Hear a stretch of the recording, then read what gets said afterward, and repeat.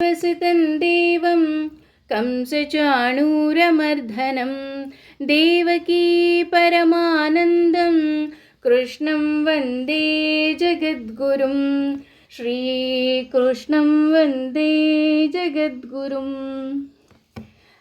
ಅವನನ್ನು ನಂಬದವ್ರ ಕೈ ಖಂಡಿತವಾಗ್ಲೂ ಬಿಡೋದಿಲ್ಲ ಅನ್ನೋದಕ್ಕೆ ಸಾಕಷ್ಟು ನಿದರ್ಶನಗಳು.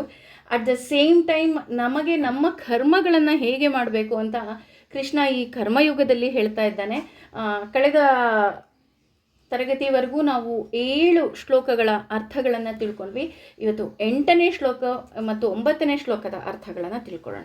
ಅಂದರೆ ಭಗವಂತ ಹೇಗೆ ನಾವು ಕರ್ಮವನ್ನು ಮಾಡೋದ್ರಿಂದ ಭಗವಂತನನ್ನು ಸೇರಬಹುದು ಅನ್ನೋದಕ್ಕೆ ಬಹಳ ಬಹಳ ಬಹಳ ಸುಂದರವಾಗಿ ಇಲ್ಲಿ 8 ಮತ್ತು 9ನೇ ಶ್ಲೋಕದಲ್ಲಿ ಹೇಳ್ತಾ ಹೋಗ್ತಾನೆ. ಅಂದರೆ ಇಲ್ಲಿ ಯಾಕೆ ಕರ್ಮಯೋಗಕ್ಕೆ ಅಷ್ಟೊಂದು ಮುಖ್ಯವಾಗಿ ಆದ್ಯತೆಯನ್ನು ಇಲ್ಲಿ ಕೊಡ್ತಾನಪ್ಪ ಅಂತ ನಾವೇನಾದರೂ ನೋಡೋದಾದರೆ, ನಮಗೆಲ್ಲ ಗೊತ್ತು ಜ್ಞಾನ ಮುಖ್ಯ. ಏಕೆಂದರೆ 2ನೇ ಅಧ್ಯಾಯದಲ್ಲಿ ಅಂದರೆ ಸಾಂಖ್ಯಯೋಗದಲ್ಲಿ ನಮಗೆ ಜ್ಞಾನವನ್ನು ಕರುಣಿಸಿದ ಭಗವಂತ ಇಲ್ಲಿ ಹೇಳ್ತಿದ್ದಾನೆ ಜ್ಞಾನಕ್ಕಿಂತಲೂ ಕರ್ಮ ಮುಖ್ಯ. ಅಂದರೆ ಅಲ್ಲಿ ಜ್ಞಾನ ಮುಖ್ಯ ಅಲ್ಲ ಅಂತ ಹೇಳ್ತಾ ಇಲ್ಲ. ಅಂದರೆ ಯಾವ ಯಾವ ವರ್ಣದವರು ಯಾವ ಯಾವ ಕೆಲಸಗಳನ್ನು ಮಾಡಬೇಕು ಅಷ್ಟೇ ಅಲ್ಲದೆ ನಾವು ಹೇಗೆ ನಮ್ಮ ಕರ್ಮ ಮುಖೇನ ನಾವು ಭಗವಂತನನ್ನು ಸೇರಬಹುದು ಅನ್ನೋದನ್ನು ಇಲ್ಲಿ ಭಗವಂತ ಹೆಜ್ಜೆ ಹೆಜ್ಜೆಗೆ ಹೇಳ್ತಾ ಇದ್ದಾನೆ. 8ನೇ ಶ್ಲೋಕದಲ್ಲಿ ಹೇಳ್ತಾ ಇದ್ದಾನೆ ನಿಯತಂ ಅಂದರೆ ವಿದ್ಯುಕ್ತವಾದ ಕುರು ಮಾಡು ಕರ್ಮ ಕರ್ತವ್ಯಗಳನ್ನು ನಾವು ತುಂಬ ಚೆನ್ನಾಗಿ ತಿಳ್ಕೋಬೇಕಾಗಿರೋದೇನು ಅಂದರೆ ಭಗವದ್ಗೀತೆ ತರಗತಿಯಲ್ಲಿ ಕರ್ಮ ಕರ್ಮ ಕರ್ಮ ಅಂತ ಬರ್ತಾ ಇರುತ್ತೆ. ಕರ್ಮ ಅಂದ ತಕ್ಷಣ ನಾವು ಕ್ಯಾಚ್ ಮಾಡಬೇಕಾಗಿರೋ ಮೀನಿಂಗ್ ಏನಪ್ಪ ಅಂತ ಅಂದರೆ ನಮ್ಮ ಕರ್ತವ್ಯ. ನಾವು ಎಂದಿಗೂ ಸಹ ನಮ್ಮ ಕರ್ತವ್ಯದಿಂದ ವಿಮುಖರಾಗಬಾರ್ದು. ಕರ್ತವ್ಯ ಅನ್ನೋದು ಬಹಳ ಮುಖ್ಯ. ನಾವು ಕರ್ಮ ಅಂದ ತಕ್ಷಣ ತಲೆಗೆ ಚಚ್ಕೊಂಡು ಕರ್ಮ ಅಂತ ನಾವು ಆಡು ಭಾಷೆನಲ್ಲಿ ಆಡೋದುಂಟು. ಆ ಕರ್ಮ ಅಲ್ಲವೇ ಅಲ್ಲ. ಇಲ್ಲಿ ಕರ್ಮ ಅಂದರೆ ಕರ್ತವ್ಯ. ತ್ವಂ ನೀನು, ಕರ್ಮ ಕರ್ಮವು, ಜ್ಯಾಯ ಅಂದರೆ ಉತ್ತಮವು, ಹಿ ಖಂಡಿತವಾಗಿಯೂ, ಕರ್ಮಾಣ ಕರ್ಮ ಮಾಡದೆ ಇರುವುದಕ್ಕಿಂತ, ಶರೀರ ದೇಹದ ಯಾತ್ರಾ ಪೋಷಣೆಯು, ಅಪಿ ಕೂಡ, ಚ ಅಂದರೆ ಸಹ, ತೇ ನೀನು, ನ ಪ್ರಸಿದ್ಧತ್ ಅಂದರೆ ಆಗಲಾರದು, ಅಕರ್ಮಣಃ ಕೆಲಸ ಮಾಡದೆ. ಅಂದರೆ ಇಲ್ಲಿ ಕೃಷ್ಣ ನಮಗೆ ಎಷ್ಟು ಸುಂದರವಾಗಿ ಹೇಳ್ತಾ ಇದ್ದಾನಪ್ಪ ಅಂತ ಅಂದರೆ, ನೀನು ನಿಯಮಿತ ಕರ್ಮಗಳನ್ನು ಮಾಡು. ಯಾಕೆಂದರೆ ನೀನು ಹಾಗೆ ಕರ್ಮವನ್ನು ಮಾಡುವುದಕ್ಕಿಂತ ಉತ್ತಮ ಕರ್ಮವನ್ನು ಮಾಡದೆ ದೇಹ ಉಳಿಸಿಕೊಳ್ಳುವುದು ಅಸಾಧ್ಯವಲ್ಲ.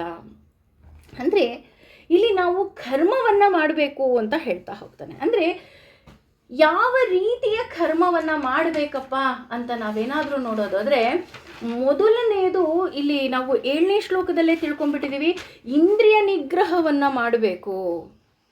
ಯಾಕೆ ಇಂದ್ರಿಯ ನಿಗ್ರಹವನ್ನು ಮಾಡಬೇಕು? ಇಂದ್ರಿಯ ನಿಗ್ರಹ ಮಾಡುವ ಮೂಲಕ ನಾವು ಭಗವಂತನನ್ನು ಸೇರಬಹುದು.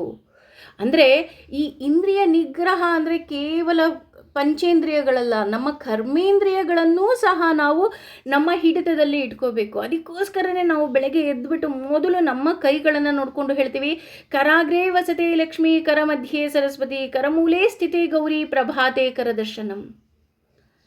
ಅಪ್ಪ ಭಗವಂತ, ಇವತ್ತು ನಾನು ಎದ್ದಿದ್ದೀನಿ ಅಂದರೆ this is a best gift for me. So ಈ ಬೆಸ್ಟ್ ಗಿಫ್ಟ್ ಯಾಕಪ್ಪ ಅಂತ ಅಂದರೆ, ಇವತ್ತು ನಾನು ಕಣ್ಬಿಟ್ಟಿದ್ದೀನಿ ಅಂದರೆ ಇವತ್ತೂ ಸಹ ನನಗೆ ಸಾಧನೆ ಮಾಡೋದಕ್ಕೆ ಇನ್ನೊಂದು ಅವಕಾಶವಿದೆ. ಅಥವಾ ಯಾವುದೋ ನಮ್ಮ ಜೀವನದಲ್ಲಿ ತಪ್ಪಾಗಿದೆ, ಅದನ್ನು ತಿದ್ದಿಕೊಳ್ಳಲು ನನಗೆ ಮತ್ತೊಂದು ಅವಕಾಶ ಕೊಟ್ಟಿದೆಯಾ ತಂದೆ, ಇದಕ್ಕಾಗಿ ನಾನು ನಿನಗೆ ಧನ್ಯವಾದಗಳನ್ನು ಹೇಳ್ತಾ ಇದ್ದೀನಿ. ಅಷ್ಟೇ ಅಲ್ಲ, ನಾವು ಹೇಗೆ ಹೇಳಬೇಕು ಅಥವಾ ಹೇಗೆ ನಾವು ನಮ್ಮ ಕರ್ಮಗಳನ್ನು ಕಳ್ಕೋಬೋದು ಅಂತ ಅಂದರೆ, ಅರ್ಜುನ ಬಾಣ ಹೂಡಿ ಬಾಣ ಬಿಟ್ಟು ಅಲ್ಲಿ ಯುದ್ಧ ಮಾಡಿದ್ರೆ ಅವನಿಗೆ ಯಾವುದೇ ರೀತಿಯಾದಂತಹ ಪಾಪದ ಸ್ಪರ್ಶ ಅರ್ಜುನನಿಗೆ ಬರೋದಿಲ್ಲ.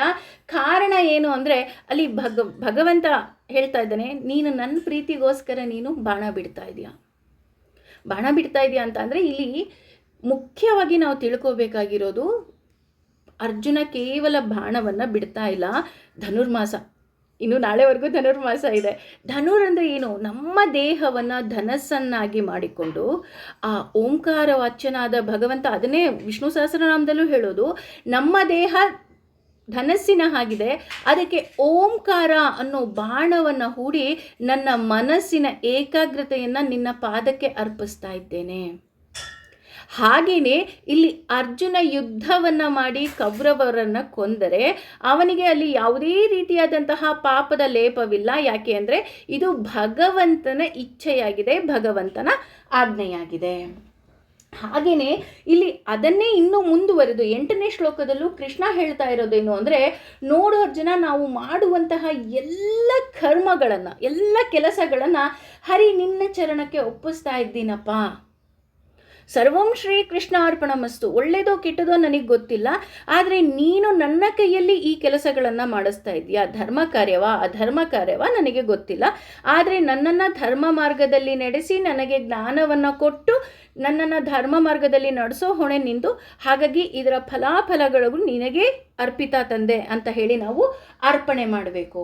ಅಂದರೆ ಇಲ್ಲಿ ನಾವು ತುಂಬ ಜನ ಅಂದ್ಕೊಳ್ಳೋದೇನಪ್ಪ ಅಂತಂದರೆ, ಉದಾಹರಣೆ, ಪೂಜೆ ಮಾಡೋದು ಬೇಡ, ಶ್ಲೋಕ ಹೇಳೋದು ಬೇಡ, ಶ್ಲೋಕ ಕಲ್ತ್ಕೊಳ್ಳೋದು ಬೇಡ.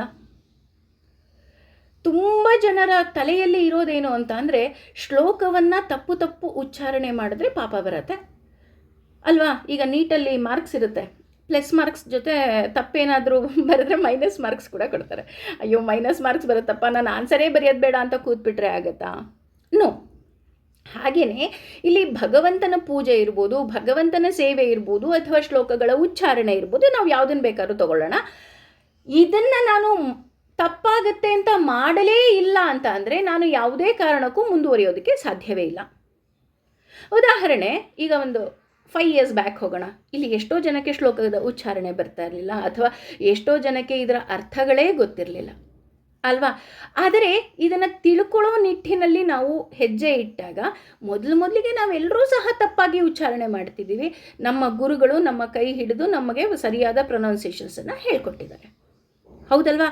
ಹಾಗೆಯೇ ನಾವು ಅಷ್ಟೇ ನಮ್ಮ ಕರ್ಮಗಳನ್ನು ಮಾಡಬೇಕಾದ್ರೆ ಮೊದಲು ತಪ್ಪಾಗತ್ತೆ. ಗೊತ್ತಿಲ್ಲದೆ ಮಾಡುವಂತಹ ತಪ್ಪುಗಳು ಭಗವಂತ ಪರಿಗಣಿಸೋದಿಲ್ಲ. ಆದರೆ ಗೊತ್ತಿದ್ದು ಮಾಡೋ ತಪ್ಪಿಗಳಿಗೆ ಭಗವಂತನ ಸಾಮ್ರಾಜ್ಯದಲ್ಲಿ ಖಂಡಿತವಾಗಿಯೂ ಸಹ ಶಿಕ್ಷೆ ಇದೆ. ಹಾಗೆಯೇ ನಿನ್ನ ಕೆಲಸಗಳನ್ನು ಮಾಡು, ನಿನ್ನ duty. What is your duty? ಈ ಪ್ರಪಂಚಕ್ಕೆ ಬಂದು ಅಥವಾ ಈ ಭೂಮಿಗೆ ಬಂದು ನಿನ್ನ ಕರ್ತವ್ಯ ಏನಿದೆ ಅದನ್ನು ನಿಷ್ಕಾಮವಾಗಿ, ಯಾವುದೇ ರೀತಿಯಾದಂತಹ ಅಪೇಕ್ಷೆ ಇಲ್ಲದೆ ನೀನು ಮಾಡಿದಾಗ ನಿನಗೆ ಯಾವ ರೀತಿಯಾದಂತಹ ಮಾರ್ಗದರ್ಶನ ಬೇಕೋ ಆ ಮಾರ್ಗದರ್ಶನವನ್ನು ನಾನು ಮಾಡ್ತೀನಿ, ನಾನು ಕೈ ಹಿಡಿದು ನಡೆಸ್ತೀನಿ. ಹೇಗೆ? ಅನನ್ಯಾಶ್ಚಿಂತಯಂತೋ ಮಾಂ ಯೇ ಜನಾಃ ಪರ್ಯುಪಾಸತೆ ತೇಷಾಂ ನಿತ್ಯಾಭಿಯುಕ್ತಾನಾಂ ಯೋಗಕ್ಷೇಮಂ ವಹಾಮ್ಯಹಂ. ಅವ್ನು ನಾಮಸ್ಮರಣೆ ಮಾಡೋಣ, ಧರ್ಮ ಮಾರ್ಗದಲ್ಲಿ ನಡೆಯೋಣ. ಭಗವಂತ ನಮ್ಮ ಕೈಲಿ ಎಷ್ಟು ನಡೆಸೋದಕ್ಕೆ ಸಾಧ್ಯನೋ ಅಷ್ಟನ್ನು ಅವನಿಗೆ ಸಮರ್ಪಣೆ ಮಾಡಿದಾಗ ನಮ್ಮ ಯೋಗಕ್ಷೇಮ ಅವನು ನೋಡ್ಕೊತಾನೆ ಅಂದಾಗ ನಮ್ಮನ್ನು ಸರಿದಾರಿಗೂ ಸಹ ಕರೆದುಕೊಂಡು ಹೋಗೋದು ಅವನ ಡ್ಯೂಟಿಯೇ ಆಗಿರುತ್ತೆ. ಈಗ ಅರ್ಜುನ ಹೇಗೆ ಭಗವಂತ ನನಗೆ ಗೊತ್ತಿಲ್ಲ, ನೀನು ಹೇಗೆ ಹೇಳ್ತೀಯೋ ಹಾಗೆ ಮಾಡ್ತೀನಿ ಅಂತ ದೇವರ ಮೇಲೆ ಭಾರ ಹಾಕಿದ, ಹಾಗೆ ನಾವು ಸಹ ನಮ್ಮೆಲ್ಲ ಕರ್ತವ್ಯಗಳನ್ನು ಭಗವಂತನ ಮೇಲೆ ಭಾರ ಹಾಕಬೇಕು. ಉದಾಹರಣೆ, ಈಗ ಗೃಹಿಣಿಯರು ನಾವು ಅಡುಗೆನೇ ಮಾಡೋಕ್ಕೆ ಬರಲ್ಲ ಅಂತ ಅಡುಗೆ ಮಾಡದೇ ಇದ್ರೆ ಆಗುತ್ತಾ? ಇಲ್ಲ. ಮೊದಲು ನಮಗೂ ಎಷ್ಟೋ ಅಡುಗೆಗಳು ಬರ್ತಾ ಇರಲಿಲ್ಲ. ಒಂದು ಸಲ ಮಾಡ್ದಾಗ ಕೆಡ್ತು, 2 ಸಲ ಮಾಡ್ದಾಗ ಕೆಡ್ತು, ಆದರೆ ಈಗ we are the best cook ಅಲ್ವಾ. ಎಷ್ಟೋ ಸಲ ಚೆನ್ನಾಗಿದೆ ಅಡುಗೆ ಅಂದಾಗ ನಮಗೆ ನಗು ಬರುತ್ತೆ.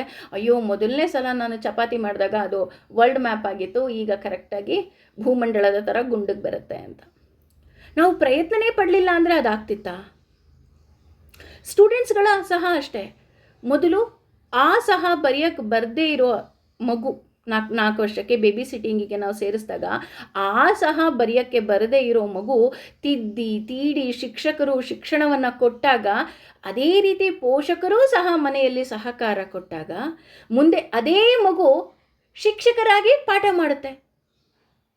ಅಯ್ಯೋ, ನನಗೆ ಮೇಡಮ್ ಹೊಡಿತಾರಪ್ಪ, ನನಗೆ ಬರೆಯೋದಕ್ಕೆ ಬರೋದೇ ಇಲ್ಲಪ್ಪ ಅಂತ 4 ವರ್ಷದ ಮಗು ಅತ್ತಾಗ ತಂದೆ ತಾಯಿ ಅದಕ್ಕೆ ಸ್ಕೂಲಿಗೆ ಕಳಿಸ್ಲಿಲ್ಲ ಅಂದರೆ ಅದು ಶಿಕ್ಷಕನಾಗ್ತಿತ್ತಾ? ಇಲ್ಲ ಅಲ್ವಾ. ಅಂದರೆ ಇದರ ಅರ್ಥ ಏನು? ಮೊದಲು ಮಾಡಿದಾಗ ನಿನಗೂ ಸಹ ತಪ್ಪಾಗತ್ತೆ, ಆದರೆ ನೀನು ನಿನ್ನ ಕರ್ತವ್ಯವನ್ನು ಮಾಡು, ನಿನ್ನ ಕರ್ಮವನ್ನು ಮಾಡು. ಎಂದಿಗೂ ಸಹ ಆ ಕರ್ತವ್ಯದಿಂದ ವಿಮುಖನಾಗಬೇಡ. ಅದೇ ರೀತಿ ನೀನು ಎಲ್ಲ ಕೆಲಸಗಳನ್ನು, ನಿನಗೆ ಒಪ್ಪಿಸಿದ ಕೆಲಸಗಳನ್ನು ಕೆಲಸ ಮಾಡುವುದನ್ನೇ ಪೂಜೆ ಅಂತ ಮಾಡು. ಏಕೆಂದರೆ ಒಬ್ಬ ಕೃಷಿಕ ಇರ್ತಾನೆ, ಅವನು ಕೃಷಿಕ ನಾನು ಕೃಷಿನೇ ಮಾಡೋದಿಲ್ಲ, ನನಗೆ ಗೊತ್ತಿಲ್ಲ ಅಂತ ಹ್ಯಾಂಡ್ಸಪ್ ಮಾಡಿಬಿಟ್ರೆ ನಮಗೆಲ್ಲ ಆಹಾರವನ್ನು ಯಾರು ಕೊಡ್ತಾರೆ? ಹಾಗಾಗಿ ಅವನು ಯಾರನ್ನು ಪೂಜೆ ಮಾಡ್ತಾನೆ? ಭೂಮಿ ತಾಯಿಯನ್ನು ಪೂಜೆ ಮಾಡ್ತಾನೆ. ಅಮ್ಮ, ನಾನು ನಿನ್ನನ್ನು ನಂಬಿ ನಾನು ವ್ಯವಸಾಯವನ್ನು ಮಾಡ್ತಾ ಇದ್ದೀನಿ, ನೀನು ನನಗೆ ಒಳ್ಳೆಯದು ಮಾಡು. ಅದೇ ಒಬ್ಬ ವ್ಯಾಪಾರಿ ಇದ್ದವನೇನು ಮಾಡ್ತಾನೆ? ಅವನ ಅಂಗಡಿಯಲ್ಲಿ ಇದ್ದಂತಹ ಲಕ್ಷ್ಮಿಗೆ ಪೂಜೆ ಮಾಡ್ತಾನೆ. ಯಾಕೆ ಅಂತಂದರೆ, ಅಮ್ಮ, ನನ್ನ ಅಂಗಡಿಗೆ ಬರುವ ಗ್ರಾಹಕರು ಒಳ್ಳೆಯವರಾಗಿರಲಿ, ಅವ್ರನ್ನೆಲ್ಲರೂ ಚೆನ್ನಾಗಿಟ್ಕೊ, ಅವ್ರು ಚೆನ್ನಾಗಿದ್ದರೆ ನನ್ನ ಅಂಗಡಿಗೆ ಬಂದು ವ್ಯಾಪಾರ ಮಾಡ್ತಾರೆ. ಅಥವಾ ಒಬ್ಬ ಕುಲುಮೆ ಕೆಲಸದವನು ಅವನು ಏನು ಕುಲುಮೆಯ ಕೆಲಸಗಳನ್ನು ಮಾಡ್ತಾನೋ ಅದಕ್ಕೆ ಪೂಜೆ ಮಾಡ್ತಾನೆ ಅಲ್ವಾ? ನಾವು ಆಯುಧ ಪೂಜೆ ಅಂತ ನಾವು ತಗೊಂಡಾಗ ಉದಾಹರಣೆ, ಒಬ್ಬೊಬ್ಬರು ಅವರವರ ಪ್ರೊಫೆಷನ್ ಏನಿರುತ್ತೋ ಅದಕ್ಕೆ ಪೂಜೆ ಮಾಡ್ತಾರೆ. ಹಾಗಂತ ನಾವು ಅವರು ಪೂಜೆ ಮಾಡಿ ತಪ್ಪು ಅಂತ ಹೇಳಲಿಕ್ಕಾಗೋದೇ ಇಲ್ಲ. ಅದೇ ರೀತಿ ಇಲ್ಲಿ ಕೃಷ್ಣ ಎಷ್ಟು ಸುಂದರವಾಗಿ ಹೇಳ್ತಾ ಇದ್ದಾನೆ ಅಂದರೆ, ಜೀವನ ನಿರ್ವಹಣೆಗೆ ನಿನಗೆ ಏನು ಬೇಕೋ ಅದನ್ನು ನೀನು ಮಾಡಲೇಬೇಕು. ಈಗ ಎಲ್ಲರೂ ಹೋಗಿ ಕೆಲಸ ಮಾಡಬೇಕಂತೇನಿಲ್ಲ. ಗೃಹಿಣಿಯಾಗಿರೋರು ಮನೆಯ ಕೆಲಸಗಳನ್ನೇ ಮಾಡಿದಾಗ ನಮ್ಮ ಜೀವನ ನಿರ್ವಹಣೆ ಆಗುತ್ತೆ. ಅಥವಾ ನಮ್ಮ ಕರ್ತವ್ಯ ಏನಿರುತ್ತೆ ಆ ಕೆಲಸವನ್ನು ಮಾಡಿದಾಗ ನಮ್ಮ ಜೀವನ ನಿರ್ವಹಣೆ ಆಗುತ್ತೆ. ಹಾಗಾಗಿ ಇಲ್ಲಿ ಕೃಷ್ಣ ಹೇಳ್ತಿದ್ದಾನೆ, ನಿನ್ನ ಜೀವನ ನಿರ್ವಹಣೆಗೋಸ್ಕರ ನೀನು ಕೆಲಸ ಮಾಡು. ಒಬ್ಬ ನದಿಯನ್ನು ದಾಟಬೇಕಾದ್ರೆ ಪ್ರವಾಹ ಬಂದುಬಿಡುತ್ತೆ. ಪ್ರವಾಹ ಬಂದು ಪ್ರವಾಹದಲ್ಲಿ ಆತ ಕೊಚ್ಚೋಗ್ತಾನೆ. ಕೊಚ್ಚೋದಾಗ ಭಗವಂತ ನನ್ನನ್ನು ಕಾಪಾಡಪ್ಪ, ಭಗವಂತ ನನ್ನನ್ನು ಕಾಪಾಡಪ್ಪ, ಭಗವಂತ ನನ್ನನ್ನು ಕಾಪಾಡಪ್ಪ ಅಂತ ಜೋರಾಗಿ ಕೂಗ್ತಾನೆ. ಒಂದು ಮರದ ದಿಮ್ಮಿ ಬರುತ್ತೆ. ಎಲ್ಲರೂ ಆ ದಡದಲ್ಲಿ ಇದ್ದವರು ಕೂಗ್ತಾ ಇರ್ತಾರೆ, ಬೇಗ ದಿಂಬಿ ಹಿಡ್ಕೊ, ಅಂದರೆ ಮರ ಏನು ಹರಿದು ಬರ್ತಾ ಇದೆ ಅದನ್ನು ಹಿಡ್ಕೊಂಡ್ರೆ ನೀನು ನೀರು ಪಾಲಾಗೋದಿಲ್ಲ, ಹಿಡ್ಕೊ ಅಂತ ಅಂದರೆ ಅವನು ಹಿಡ್ಕೊಳ್ಳೋದಿಲ್ಲ. ಭಗವಂತನೇ ಬಂದು ನನ್ನನ್ನು ಕಾಪಾಡ್ತಾನೆ ಅಂತ ಅಂದ್ಕೊಂಡು ಅವನು ಸುಮ್ಮನಾಗ್ತಾನೆ. ಭಗವಂತ ಅಯ್ಯೋ ಪಾಪ ಅವನಿಗೆ ಮರದ ದಿಂಬಿ ಹಿಡ್ಕೊಳಕ್ಕಾಗಲಿಲ್ವೇನೋ ಅಂತ ಅಂದ್ಬಿಟ್ಟು ಅಲ್ಲೇ ನದಿ ಆ ಕಡೆ ಈ ಕಡೆ ಇದ್ದವರ ಕೈಯಲ್ಲಿ ಹಗ್ಗವನ್ನು ಹಾಕಿಸ್ತಾನೆ. ಅವನು ಹಗ್ಗನೇ ಇಟ್ಕೊಳ್ಳಲ್ಲ, ಭಗವಂತ ನನ್ನನ್ನು ಕಾಪಾಡು, ಭಗವಂತ ನನ್ನನ್ನು ಕಾಪಾಡು. ಹೀಗೆ ಅವನು ಹೋಗ್ತಾ ಹೋಗ್ತಾ ಏನಾಗೋಗುತ್ತೆ, ಒಂದು ಮರದ ಕೊಂಬೆ ಫುಲ್ಲು ಬಾಗಿರುತ್ತೆ, ಅದನ್ನು ಹಿಡ್ಕೊಂಡಿದ್ರೂ ಸಾಕಾಗಿತ್ತು, ಅವನು ಬದುಕ್ತಿರ್ತಾನೆ. ಆದರೆ ಅವನು ಅದನ್ನು ಹಿಡ್ಕೊಳ್ಳೋದೇ ಇಲ್ಲ. ಅವನೇನಾಗ್ತಾನೆ, ಸತ್ತೋಗಿ ನಮ್ಮೆಲ್ಲರಿಗೂ ಗೊತ್ತಿರೋ ಹಾಗೆ ಭಗವಂತನ ಹತ್ರ ಹೋಗ್ತಾನೆ. ಭಗವಂತನ ಹತ್ರ ಹೋಗಿದ ತಕ್ಷಣ ಅವನಿಗೆ ಫುಲ್ ಕೋಪ ಬಂದುಬಿಡುತ್ತೆ. ನನ್ನನ್ನು ಯಾಕೆ ನೀನು ಸಾಯಿಸಿದೆ? ನಾನು ನಿನಗೆ ಹೇಳಿದೆ ಅಲ್ವಾ ನನ್ನನ್ನು ಕಾಪಾಡು ಅಂತ, ನೀನು ಯಾಕೆ ಕಾಪಾಡಲಿಲ್ಲ? ಆಗ ಭಗವಂತ ಹೇಳ್ತಾನೆ, ನಾನು ನಿನ್ನನ್ನು ಕಾಪಾಡಬೇಕು ಅಂತಲೇ ನಾನು ಮರದ ದಿಂಬಿಯನ್ನು ಸಹಾಯ ಮಾಡಿಸ್ದೆ, ಅಕ್ಕಪಕ್ಕ ಇದ್ದಂತಹ ಜನರಿಂದ ಹಗ್ಗವನ್ನು ಹಾಕಿಸ್ದೆ, ಅಷ್ಟೇ ಅಲ್ಲದೆ ನಿನಗೆ ಕಷ್ಟ ಆಗುತ್ತೇನೋ ಅಂತ ಕೊಂಬೆಯನ್ನೂ ಸಹ ನಾನು ಹಾಕಿದೆ. ನೀನು ಯಾವುದನ್ನೂ ಹಿಡ್ಕೊಳ್ಳದೆ ನೀನು ಭಗವಂತ ಕಾಪಾಡಲಿ ಅಂದರೆ ಭಗವಂತ ಹೇಗೆ ಕಾಪಾಡ್ತಾನೆ ಅಂತ ಹೇಳ್ತಾನೆ. ಅಂದರೆ ನಾವು ಅಷ್ಟೇ ಎಷ್ಟೋ ಸಲ ಏನಾಗೋಗಿರುತ್ತೆ, ನಮಗೆ ಬರುವಂತಹ ಅಪರ್ಚುನಿಟಿಗಳನ್ನು ನಾವು ನೋಡೋದೇ ಇಲ್ಲ. ನಾವು ಕಣ್ಣಿಗೆ ಬಟ್ಟೆ ಕಟ್ಕೊಂಡಿಲ್ಲ, ಭಗವಂತನೇ ಕಾಪಾಡ್ತಾನೆ ಅಂದರೆ ಆಗುತ್ತಾ? ಖಂಡಿತ ಆಗೋದಿಲ್ಲ. ಅದಕ್ಕೆ ಇಲ್ಲಿ ಹೇಳ್ತಾ ಇರೋದು, ಭಗವಂತ ನಿನ್ನ ಕರ್ಮವನ್ನು ಮಾಡು. ನೀನು ಕುತ್ಕೊಳ್ತಿದ್ದ ಹಾಗೆ ನಿನಗೆ ಊಟ ಬರೋದಿಲ್ಲ, ನೀನು ಕೆಲಸ ಮಾಡಿದ್ರೆ ನಿನಗೆ ಊಟ ಬರೋದು. ಆ ಕೆಲಸವನ್ನು ಮಾಡು. ಎಷ್ಟು ಚೆನ್ನಾಗಿ ವೇದ ಹೇಳ್ತಾ ಇದೆ ಅಂತ ಅಂದರೆ, ಕರ್ಮಣ ಬದ್ಧತೆ ಜಯ ಅಂತ ಹೇಳ್ತಾ ಇದ್ದಾರೆ. ಅಂದರೆ ನೀನು ಯಾವುದೇ ಒಂದು ಕೆಲಸವನ್ನು ಮಾಡಿದಾಗ ಮಾತ್ರ ನಿನಗೆ ಜಯ ಸಿಕ್ಕುತ್ತೆ ವಿನಃ ನೀನು ಸುಮ್ಮನೆ ಕೂತ್ರೆ ನಿನಗೆ ಜಯ ಸಿಕ್ಕೋದಿಲ್ಲ. ನೀನು ರನ್ನಿಂಗ್ ರೇಸ್ ಓಡಬೇಕು ಅಂದರೆ ನೀನು ಪ್ರತಿದಿನ ಬೆಳಗ್ಗೆ ಎದ್ದು ನೀನು ಪ್ರಾಕ್ಟೀಸ್ ಮಾಡಿದ್ರೆ ಮಾತ್ರ ಗೆಲ್ಲೋದಕ್ಕೆ ಸಾಧ್ಯವೇ ವಿನಃ ಇಲ್ಲಾಂದರೆ ಗೆಲ್ಲೋದಕ್ಕೆ ಸಾಧ್ಯ ಇಲ್ಲ ಅಲ್ವಾ? ಮನೇಲಿ ಕೂತ್ಕೊಂಡಿದ್ರೆ ನಾನು ರನ್ನಿಂಗ್ ರೇಸಲ್ಲಿ ಗೆಲ್ಲೋದಕ್ಕಾಗತ್ತಾ? ಎಷ್ಟು ನಮಗೆ ಎಳೆಯಾಗಿ ಹೇಳ್ತಿದ್ದಾನೆ ಅಂದರೆ, ಕರ್ಮ ಮಾಡುವುದರಿಂದ ನಮಗೆ ಯಾವುದೇ ರೀತಿಯಾದಂತಹ ಸೆಳೆಗೆ ನಾವು ಸಿಕ್ಕಾಕೊಳ್ಳೋದಿಲ್ಲ. ಅಂದರೆ ತುಂಬ ಜನ ಅಥವಾ ನಾವು ಕೆಲವೊಮ್ಮೆ ಏನು ಅಂದ್ಕೊಂಡ್ಬಿಡ್ತೀವಿ ಅಂದರೆ, ನಾವು ಕರ್ಮವನ್ನು ಮಾಡೋದ್ರಿಂದ ನಮಗೆ ಪಾಪ ಸುತ್ತುಕೊಳ್ಳುವಂತಹ ಸಾಧ್ಯತೆ ಹೆಚ್ಚಿದೆ ಅಂತ ನಾವು ಅಂದ್ಕೊತೀವಿ. ಆದರೆ ಇದಕ್ಕೆ ನಾವು ಕರ್ಮವನ್ನು ಮಾಡಿದಾಗ ನಮಗೆ ಪಾಪದಲ್ಲಿ ಸಿಲುಕಿ ಹಾಕಿಕೊಳ್ಳುವಂತಹ ಅವಕಾಶಗಳು ತುಂಬ ಕಡಿಮೆ, ಆದರೆ ತುಂಬ ಜಾಸ್ತಿ. ಏನು ಮೇಡಮ್ ತುಂಬ ಕಡಿಮೆ ಅಂತೀರಾ, ತುಂಬ ಜಾಸ್ತಿ ಅಂತೀರಾ? ಹೌದು, ಇಲ್ಲಿ ಭಗವಂತ ಹೇಳ್ತಾ ಇದ್ದಾನೆ, ನಿನ್ನ ಕರ್ಮವನ್ನು ಮಾಡು. ಕರ್ಮವನ್ನು ಮಾಡಿದ್ರೆ ಸೆಳೆತಕ್ಕೆ ಸಿಕ್ಕಾಕ್ಕೊಂಡ್ಬಿಡ್ತೀವಲ್ಲ, ಪಾಪಕ್ಕೆ ಸಿಕ್ಕಾಕ್ಕೊಂತೀವಲ್ಲ. ಸಿಕ್ಕಾಕ್ಕೊಳ್ಳದೆ ಇರೋದಕ್ಕೂ ಒಂದು ಇದೆ. ಈಗ ದುಬೈಯಿಂದ ಸುಮ್ಮನೆ ಚಿನ್ನ ತೊಗೊಂಬಂದರೆ ಪೊಲೀಸ್ನವ್ರು ಹಿಡ್ಕೊತಾರೆ ಅಲ್ವಾ? ಅದಕ್ಕೆ ನಾವು ಟ್ಯಾಕ್ಸ್ ಪೇ ಮಾಡಿದ್ರೆ ಸಿಕ್ಕಾಕ್ಕೊಂತೀವ? ಸಿಕ್ಕಾಕ್ಕೊಳ್ಳಲ್ಲ ಅಲ್ವಾ? ನಮ್ಮ ಮನೆಯಲ್ಲಿ ಎಷ್ಟೋ ದುಡ್ಡು ಇಟ್ಕೊಂಡಿರ್ತೀವಿ, ದುಡ್ಡು ಇಟ್ಕೊಂಡ್ರೆ ಸಿಕ್ಕಾಕ್ಕೊಳ್ತೀವಿ. ದುಡ್ಡಿಗೆ ಟ್ಯಾಕ್ಸ್ ಪೇ ಮಾಡಿದರೆ ಸಿಕ್ಕಾಕ್ಕೊಳ್ತೀವ? ಸಿಕ್ಕಾಕ್ಕೊಳ್ಳಲ್ಲ ಅಲ್ವಾ? ಹಾಗೆಯೇ ನಾವು ಕರ್ಮಗಳನ್ನು ಮಾಡಿದಾಗ ನಮಗೆ ಪಾಪಗಳ ಲೇಪ ಇದೆ. ಆದರೆ ಭಗವಂತನಿಗೆ ನಾವು ಸಂಪೂರ್ಣವಾಗಿ ಶರಣಾದಾಗ ಆ ಪಾಪದ ಲೇಪ ಇಲ್ಲ. ನಿನ್ನ ಹತ್ರ 1 kg ಡೈಮಂಡ್ ಇದೆಯಾ? ಓಹೋ, ಹಾಗಿದ್ರೆ ಪೊಲೀಸ್ನವ್ರು ಬಂದು ಅರೆಸ್ಟ್ ಮಾಡ್ತಾರೆ ನಿನ್ನನ್ನು. ಅದೇ ನೀನು ಟ್ಯಾಕ್ಸ್ ಪೇ ಮಾಡಿದರೆ, ಅದಕ್ಕೆ ದುಡ್ಡು ಕೊಟ್ಟು ತೊಗೊಂಬಂದಿದ್ರೆ ಅರೆಸ್ಟ್ ಮಾಡ್ತಾರಾ? ಇಲ್ಲ.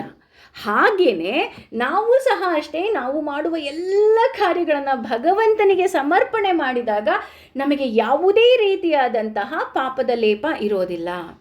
ಅಂದರೆ ನಾನು ನನಗೆ ವಹಿಸಿದಂತಹ ಕೆಲಸಗಳನ್ನು ಮಾಡಬೇಕು, ಆದರೆ ಅದನ್ನು ಭಗವಂತನಿಗೆ ಅರ್ಪಿಸಿದಾಗ ನನಗೆ ಪಾಪದ ಲೇಪವೂ ಇರೋದಿಲ್ಲ. ಭಗವಂತ ಹೇಳಿದ ಹಾಗೆ ನಾನು ಕರ್ಮವನ್ನು ಸಹ ಮಾಡಿದ ಹಾಗೆ ಆಗುತ್ತದೆ. ಇನ್ನೂ ಸುಂದರವಾಗಿ ಇದರ ವಿವರಣೆಯನ್ನು 9ನೇ ಶ್ಲೋಕದಲ್ಲಿ ಭಗವಂತ ಕೊಡ್ತಾ ಹೋಗ್ತಾನೆ. ಆ 9ನೇ ಶ್ಲೋಕದ ವಿವರಣೆ ಹೀಗೆ ಬರ್ತಾ ಹೋಗುತ್ತೆ. ಯಜ್ಞ ಅರ್ಥಾತ್ ಅಂದರೆ ಯಜ್ಞದ ಅಥವಾ ವಿಷ್ಣುವಿನ ಸುಲಭವಾಗಿ ಮಾಡಿದ, ಅಂದರೆ ವಿಷ್ಣುವಿನ ಸಲುವಾಗಿ ಮಾಡಿದ, ಸುಲಭವಾಗಿ ಅಲ್ಲ, ಸಾರಿ ಕ್ಷಮೆ ಇರಲಿ, ವಿಷ್ಣುವಿನ ಸಲುವಾಗಿ ಮಾಡಿದ ಕರ್ಮಗಳಿಗಿಂತ ಅನ್ಯತ್ರ ಬೇರೆ ಬಗೆಯ ಲೋಕಃ ಪ್ರಪಂಚವು ಅಯಂ ಈ ಕರ್ಮಬಂಧನ ಕರ್ಮದಿಂದ ಬಂಧನವು ತತ್ ಅವನು ಅರ್ಥಾಂ ಸಲುವಾಗಿ ಕರ್ಮವನ್ನು ಕೌಂತೆಯ ಕುಂತಿಪುತ್ರನೇ ಮುಕ್ತ ಸಂಗಹ ಸಹವಾಸದಿಂದ ಬಿಡುಗಡೆ ಪಡೆದು ಸಮಾಚಾರ ಅಂದರೆ ಪರಿಪೂರ್ಣವಾಗಿ ಆಚರಿಸು. ಅಂದರೆ ವಿಷ್ಣುವಿಗಾಗಿ ಮಾಡಿದ ತ್ಯಾಗವೆಂದು ಕರ್ಮವನ್ನು ಮಾಡಬೇಕು. ಇಲ್ಲವಾದರೆ ಕರ್ಮವು ಈಹ ಬಂಧನವನ್ನು ಸೃಷ್ಟಿ ಮಾಡುತ್ತದೆ. ಆದುದರಿಂದ ಕೌಂತೆಯ, ಭಗವಂತನ ತೃಪ್ತಿಗಾಗಿ ನೀನು ನಿಯತ ಕಾರ್ಯವನ್ನು ಮಾಡು. ಈ ರೀತಿ ನೀನು ಬಂಧನದಿಂದ ಸದಾ ಮುಕ್ತವಾಗುವೆ. ನಾನು ಆಗಲೇ ಹೇಳಿದ ಹಾಗೆ ಸರ್ವಂ ಶ್ರೀ ಕೃಷ್ಣಾರ್ಪಣಮಸ್ತು.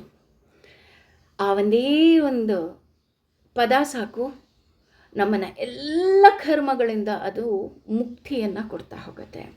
ಹೇಗಪ್ಪ ಅಂತ ಅಂದರೆ, ಕರ್ಮವನ್ನು ಮಾಡದೆ ನಾವು ಹೊರ ಉಳಿದರೆ ನಮಗೆ ಪಾಪ ಸುತ್ತಕೊಳ್ತಾ ಹೋಗುತ್ತೆ. ಈಗ ಉದಾಹರಣೆ, ನಾನು ಗೃಹಿಣಿಯಾಗಿ, ಇಲ್ಲಿ ನಾನು ಗೃಹಿಣಿಯರ ಉದಾಹರಣೆನೇ ಜಾಸ್ತಿ ಕೊಡ್ತಾ ಇದ್ದೀನಿ. ಗೃಹಿಣಿಯಾಗಿ ನನ್ನ ಯಾವುದೇ ಕರ್ತವ್ಯದಿಂದ ನಾನು ಹೊರ ನಡೆದರೆ ಅದು ನನಗೆ ಕರ್ಮ ಸುತ್ತಕೊಳ್ಳುತ್ತೆ. ಅಹಲ್ಯ ದ್ರೌಪದಿ ಸೀತಾ ತಾರಾ ಮಂಡೋದರಿ ತತ ಪಂಚಕಂನ ಸ್ಮರೆ ನಿತ್ಯಂ ಮಹಾಪಾತಕನಾಶನಂ ಕೇಳಿದ್ದೀವಿ ಅಲ್ವಾ? ಆದರೆ ಸತಿ ಸಾವಿತ್ರಿ ಅಂತಲೇ ನಾವು ಕರಿತೀವಿ. ಯಾಕಪ್ಪ ಇಲ್ಲಿ ಸತಿ ಸಾವಿತ್ರಿ ಅಂತ ಕರಿತೀವಿ ಅಂತ ಅಂದರೆ, ಆಕೆ ಯಮನಿಂದನೇ ತನ್ನ ಗಂಡನನ್ನು ಕರೆದುಕೊಂಡು ಬರ್ತಾಳೆ. ಅವಳು ಹೇಗೆ ಕರ್ತವ್ಯವನ್ನು ಮಾಡ್ತಾ ಇದ್ಲು ಅಂದರೆ, ನಾವು ಸಾವಿತ್ರಿ ದೇವಿಯ ಕಥೆಯನ್ನು ನಾವು ನಿಜವಾಗ್ಲೂ ಕೇಳಬೇಕು. ಅದರಲ್ಲೂ ವಟ ಸಾವಿತ್ರಿ ವ್ರತ ಅಂತಲೇ ಮಾಡೋರು ಇರ್ತಾರೆ. ಆ ಮಾವಿನ ಹಣ್ಣಿನ ಸೀಸನ್ ಟೈಮಲ್ಲಿ ಬರುತ್ತೆ ವಟ ಸಾವಿತ್ರಿ ವ್ರತ. ಆವಾಗ ಮಾವಿನ ಹಣ್ಣನ್ನೇ ನೈವೇದ್ಯ ಮಾಡ್ತೀವಿ, ಮಾವಿನ ಹಣ್ಣನ್ನೇ ದಾನ ಮಾಡ್ತೀವಿ. ಆ ಸಾವಿತ್ರಿ ಎಲ್ಲ ಕರ್ತವ್ಯವನ್ನು ಮಾಡಿ ಕೊನೆಗೆ ತನ್ನ ಉಳಿದ ಸಮಯದಲ್ಲಿ ಮಾತ್ರ ಭಗವಂತನ ನಾಮಸ್ಮರಣೆ ಮಾಡ್ತಾ ಇದ್ಲಂತೆ. ಹಾಗೆಯೇ ಬಹುಶಃ ನಾನು ಕತೆ ಸಹ ಹೇಳಿದ್ದೆ ಅಂತ ಅನಿಸುತ್ತೆ. ಹಾಗಾಗಿ ಇಲ್ಲಿ ಕತೆನ ರಿಪೀಟ್ ಮಾಡ್ತಾ ಇಲ್ಲ, ಜಸ್ಟ್ ಬ್ರೀಫಾಗಿ ಹೇಳ್ತಾ ಇದ್ದೀನಿ. ವಿಷ್ಣುವಿನ ಬಳಿ ಹೋಗಿ ಒಂದ್ಸಲ ನಾರದರು ಸಹ ಕೇಳ್ತಾರೆ, ಯಾರು ನಿನಗೆ ತುಂಬ ಪ್ರಿಯವಾದ ಭಕ್ತ ಅಂದರೆ ವಿಷ್ಣು ಹೇಳ್ತಾ ಹೋಗ್ತಾನೆ. ಭೂಲೋಕವನ್ನು ತೋರಿಸಿ ಅಲ್ಲೊಬ್ಬ ಸಾಮಾನ್ಯವಾದ ಫಾರ್ಮರ್, ರೈತನನ್ನು, ಅವನು ನನ್ನ ತುಂಬ ಪ್ರಿಯವಾದ ಭಕ್ತ ಅಂತ ಕೇಳ್ತಾನೆ. ಯಾಕೆಂದರೆ ಅವನ ಕರ್ತವ್ಯದ ಮಧ್ಯೆ ಭಗವಂತ ನನ್ನನ್ನು ಕಾಪಾಡು ಅಂತ ಒಂದು ಸಲ ಕೇಳ್ಕೊಳ್ತಾನೆ ಅಷ್ಟೆ. ಅಂದರೆ ನೀವು ಪ್ರತಿನಿತ್ಯ 3 ಗಂಟೆ ಪೂಜೆ ಮಾಡಬೇಕು, 4 ಗಂಟೆ ಪೂಜೆ ಮಾಡಬೇಕು, ಯಜ್ಞ ಯಾಗಾದಿಗಳನ್ನು ಮಾಡಬೇಕು, ಧರ್ಮ ಕಾರ್ಯವನ್ನು ಮಾಡಬೇಕು, ಇದು ಮಾಡಬೇಕು, ಅದು ಮಾಡಬೇಕು, ಹೀಗೆ ಮಾಡಿದ್ರೆ ಮಾತ್ರ ಭಗವಂತ ಒಲಿತಾನೆ. ಇಲ್ಲ, ಭಗವಂತ ಕೇಳೋದು ಒಂದನ್ನೇ, ನಿನ್ನ ಕರ್ಮವನ್ನೇ ನನಗೆ ಅರ್ಪಿಸ್ಬಿಡು. ಇದೇ ತತ್ವವನ್ನು ನಮ್ಮ ಬಸವಣ್ಣನವರು ಹಿಡ್ಕೊಂಡು ಹೇಳ್ತಾರೆ, ಕಾಯಕವೇ ಕೈಲಾಸ. ನೀನು ಕೆಲಸ ಮಾಡು, ಅದು ನಿನ್ನ ಕೈ ಹಿಡಿಯುತ್ತೆ. ಕೆಲಸ ಮಾಡು, ಕೈ ಹಿಡಿಯುತ್ತೆ ಅಷ್ಟೇ ಅಲ್ಲ, ಆ ಕೆಲಸವನ್ನು ನಾವೇನು ಮಾಡಬೇಕು? ಸರ್ವಂ ಶ್ರೀ ಕೃಷ್ಣಾರ್ಪಣಮಸ್ತು. ಭಗವಂತ, ಇದೆಲ್ಲವೂ ಸಹ ನಿನಗೆ ಅರ್ಪಿತ ತಂದೆ. ನೀನು ನಾನು ಮಾಡಿದ ಕೆಲಸವನ್ನು ನನ್ನ ಕೈಲಿ ಮಾಡಿಸಿದ್ಯಾ ಅಷ್ಟೇ. ನಾನು ಮಾಡಿದೆ ಅಂತ ಅನ್ನೋದು ಅಹಂಕಾರ. ನೀನು ನನ್ನ ಕೈಲಿ ಮಾಡಿಸಿದ್ಯಾ, ಹಾಗಾಗಿ ನಾನು ನಿನಗೆ ಕೃತಜ್ಞನಾಗಿದ್ದೀನಿ. ನನ್ನ ಕೈಲಿ ಇನ್ನೂ ಎಷ್ಟು ಒಳ್ಳೆ ಕೆಲಸ ಮಾಡ್ಸೋಕ್ಕಾಗುತ್ತೋ ಅಷ್ಟೂ ಒಳ್ಳೆ ಕೆಲಸಗಳನ್ನು ನೀನು ನನ್ನ ಕೈಲಿ ಮಾಡಿಸ್ತಾ ಹೋಗು ಅಂತ ಹೇಳಿ ನಾವು ಭಗವಂತನಿಗೆ ಕೇಳ್ಕೋಬೇಕು. ಆಗ ಮಾತ್ರ ಭಗವಂತ ನಮ್ಮನ್ನು ಕೈ ಹಿಡಿದು ನಡೆಸ್ತಾ ಹೋಗ್ತಾನೆ. ಹಾಗೆಯೇ ಇಲ್ಲಿ ಮೊದಲನೇ ಲೈನಲ್ಲೂ ಸಹ ಭಗವಂತ ಅದನ್ನೇ ಹೇಳ್ತಾ ಹೋಗೋದು, ಯಜ್ಞ ಪೂಜೆಯನ್ನು ಮಾಡಿದಾಗ ಮಾತ್ರ ಭಗವಂತನಿಗೆ ಪ್ರೀತಿಯಾಗೋದಿಲ್ಲ. ಯಜ್ಞ ನಾಮಕನಾದ ಭಗವಂತ ಯಾವುದು ಖುಷಿ ಬರುತ್ತೋ ಆ ಖುಷಿಯನ್ನು ಮಾಡು. ಉದಾಹರಣೆ, ನಿನಗೆ ಜ್ಞಾನಯಜ್ಞವನ್ನು ಮಾಡುವ ಸಾಮರ್ಥ್ಯ ಇದೆಯಾ? ಸಾಮರ್ಥ್ಯ ಇದೆ ಅಂತ ಅಂದ ಮಾತ್ರಕ್ಕೆ ನೀನು ಯಜ್ಞದಲ್ಲಿ ಕುಳಿತು ನೀನು ಯಜ್ಞ ಮಾಡ್ತಾ ನಿನ್ನ ಸಮಯವನ್ನು ಹಾಳು ಮಾಡಬೇಡ. ಜ್ಞಾನ ಯಜ್ಞವನ್ನು ಮಾಡು, 4 ಜನಕ್ಕೆ ಜ್ಞಾನವನ್ನು ಕೊಡು. ಅದು ನಿಜವಾಗಿಯೂ ನನಗೆ ಖುಷಿ ಕೊಡ್ತಾ ಹೋಗುತ್ತೆ. ನೀನು ಡಾಕ್ಟ್ರಾಗಿದೆಯಾ? ನೀನು ಸಪೋಸ್ ಇವತ್ತು ನಮ್ಮ ಮನೇಲಿ ಯಾವುದೋ ಒಂದು ವರಮಹಾಲಕ್ಷ್ಮಿ ಪೂಜೆನೋ ಯಾವುದೋ ಒಂದು ವ್ರತ ಇದೆ, ಆ ವ್ರತವನ್ನು ಮಾಡಬೇಕಂತೇನಿಲ್ಲ. ನೀನು ಹೋಗಿ ಯಾವುದೋ ಒಂದು ರೋಗಿಗೆ ಆಪರೇಷನ್ ಮಾಡಿ ಆ ರೋಗಿಯನ್ನು ನೀನು ಕಾಪಾಡ್ತೀಯಾ? ಅದು ನನಗೆ ಖುಷಿಯಾಗಿದೆ. ನೀನು ಇದೇ ರೀತಿ ಹೀಗೀಗೇ ಪೂಜೆ ಮಾಡಿದ್ರೆ ನನಗೆ ಖುಷಿಯಾಗುತ್ತೆ ಅಂತ ಎಲ್ಲೂ ಕೃಷ್ಣ ಹೇಳೇ ಇಲ್ಲ. ಅವನು ಹೇಳಿರೋದೇನೋ, ನಿನ್ನ ಕರ್ತವ್ಯವನ್ನು ಮಾಡು ಅಲ್ವಾ? ಎಷ್ಟೋ ಜನ ಇನ್ನೂ ಹೇಳಬೇಕಂದ್ರೆ ಡ್ರೈವರ್ಗಳು ಹಬ್ಬದ ದಿನ ರಜಾ ಹಾಕಿ ಆರಾಮಾಗಿ ಮನೇಲಿರ್ಬೋದಲ್ವ? ಎಲ್ಲ ಡ್ರೈವರ್ಗಳು ಮನೇಲಿ ಇದ್ಬಿಟ್ರೆ ನಾವು ಊರಿಗೆ ಹೋಗ್ಲಿಕ್ಕಾಗತ್ತಾ? ಅಥವಾ ಊರಿಂದ ಬರ್ಲಿಕ್ಕಾಗತ್ತಾ? ಎಲ್ಲ ಡಾಕ್ಟರ್ಸ್ಗಳು ರಜಾ ಹಾಕ್ಬಿಟ್ಟು ಮನೇಲಿದ್ದರೆ ಆಗುತ್ತಾ? ನಾವು ಎಷ್ಟೋ ಜನ ಅನ್ಕೊಬೋದಲ್ವ, ಅಯ್ಯೋ ಅವ್ರಿಗೆ ಹಬ್ಬ ಇಲ್ವಾ? ಹಬ್ಬ ಇದೆ, ಆದರೆ ಅವರು ಅವರ ಕರ್ತವ್ಯವನ್ನೇ ಹಬ್ಬ ಅಂತ ಹೇಳಿ ಸೆಲೆಬ್ರೇಟ್ ಮಾಡ್ತಾ ಇದ್ದಾರೆ. ಎಷ್ಟು ಸುಂದರವಾಗಿದೆ ಅಲ್ವಾ? ಅಂದರೆ ನಮಗೆ ಯಾವುದು ನಿಜವಾದ ಪೂಜೆ ಅಂತ ನಮಗಿಲ್ಲಿ ಕೃಷ್ಣ ಹೇಳ್ತಾ ಇದ್ದಾನೆ. ಹಾಗೆಯೇ ಕೆಲವರು ದೇವಸ್ಥಾನ ಕಸ ಗುಡಿಸ್ತಾರೆ, ಅದು ಅವರ ಪೂಜೆ. ಕೆಲವರು ದೇವಸ್ಥಾನವನ್ನು ಕಟ್ಟಿಸ್ತಾರೆ, ಅದು ಅವರ ಪೂಜೆ. ಎಷ್ಟು ಸುಲಭವಾಗಿ ನಾವು ಭಗವಂತನನ್ನು ಸೇರಬಹುದು. ಉದಾಹರಣೆ, ಯಾರೋ ಒಬ್ಬರು ದಿನಸಿ ಅಂಗಡಿ ಇಟ್ಕೊಂಡಿರ್ತಾರೆ. ಇರ್ರಿ, ನಾನು ನಿಮ್ಮ ಮನೇಲಿ ಇವತ್ತು ಹಬ್ಬ ಅಂತ ದಿನಸಿ ಅಂಗಡಿ ಕ್ಲೋಸ್ ಮಾಡಿಬಿಟ್ರೆ ಬೇರೆಯವ್ರ ಮನೇಲಿ ಹಬ್ಬ ಮಾಡಿದಾಗ ಅವ್ರು ಹೋಳಿಗೆ ಮಾಡೋದು ಬೇಡವಾ? ಅವಾಗ ಏನು ಮಾಡಬೇಕು?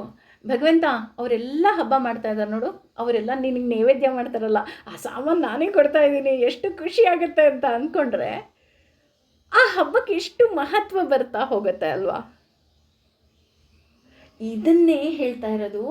ಯಾವಾಗ ನಮ್ಮ ಕಾರ್ಯದಲ್ಲಿ ನಾವು ಸ್ವಾರ್ಥವನ್ನು ನೋಡ್ತೀವೋ, ಉದಾಹರಣೆ, ಆ ಅಂಗಡಿಯವನು ಇವತ್ತು ತುಂಬ ಜನ ಬಂದು ಎಲ್ಲರೂ ಬೆಲ್ಲ ತೊಗೊಂಡು ಹೋಗ್ತಾರೆ, ಹಾಗಾಗಿ ನಾನು ಅಂಗಡಿ ಬಾಗಿಲು ತೆಗಿತೀನಿ, ನಾನು ಒಳ್ಳೆ ಹಣ ಮಾಡಬೇಕು ಅಂತ ಅವನ ಮನಸ್ಸಿನಲ್ಲಿ ಆಲೋಚನೆ ಬಂದರೆ ಅದು ಪಾಪಕ್ಕೆ ದಾರಿ ಆಗುತ್ತೆ.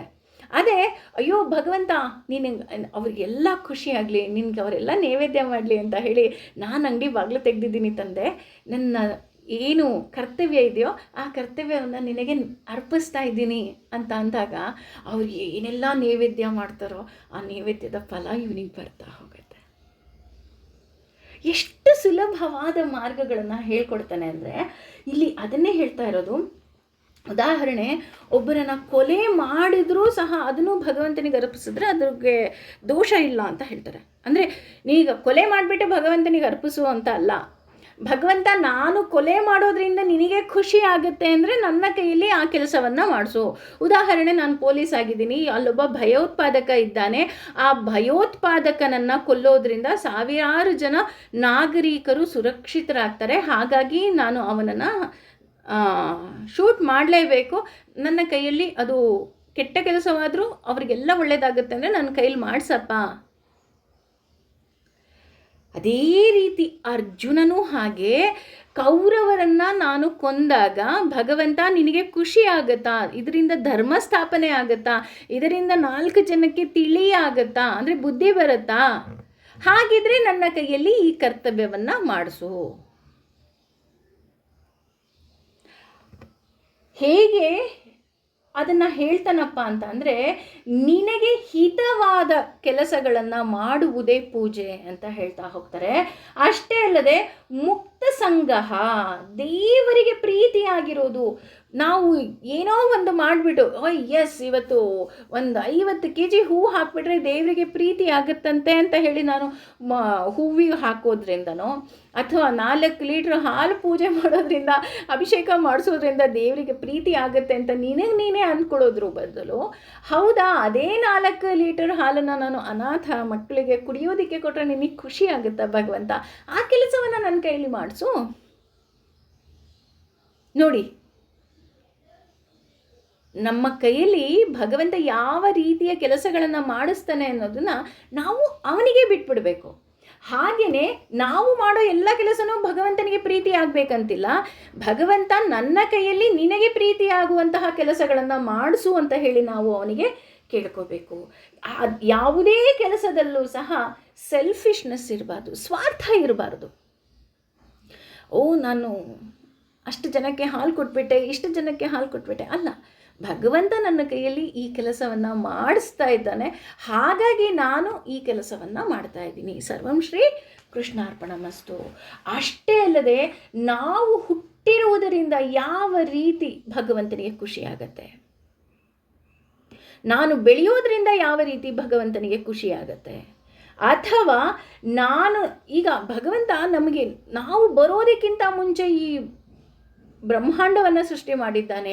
ಅದಕ್ಕಿಂತ ಮುಂಚೆನೇ ಅವನು ನಮಗೆ ಯಾವುದೇ ರೋಗ ರುಜಿನಗಳು ಬರಬಾರ್ದು ಅಂತ ಹೇಳಿ ಗಿಡಮೂಲಿಕೆಗಳನ್ನು ಸೃಷ್ಟಿ ಮಾಡಿದ್ದಾನೆ, ಆಹಾರವನ್ನು ಸೃಷ್ಟಿ ಮಾಡಿದ್ದಾನೆ, ಮನೆಗಳನ್ನು ಸೃಷ್ಟಿ ಮಾಡಿದ್ದಾನೆ. ಅಂದರೆ ಜ್ಞಾನದ ಮೂಲಕ ಮನುಷ್ಯ ಮನೆ ಕಟ್ಕೊಳ್ಳುವಂತಹ ಜ್ಞಾನವನ್ನು ಕೊಟ್ಟಿದ್ದಾನೆ.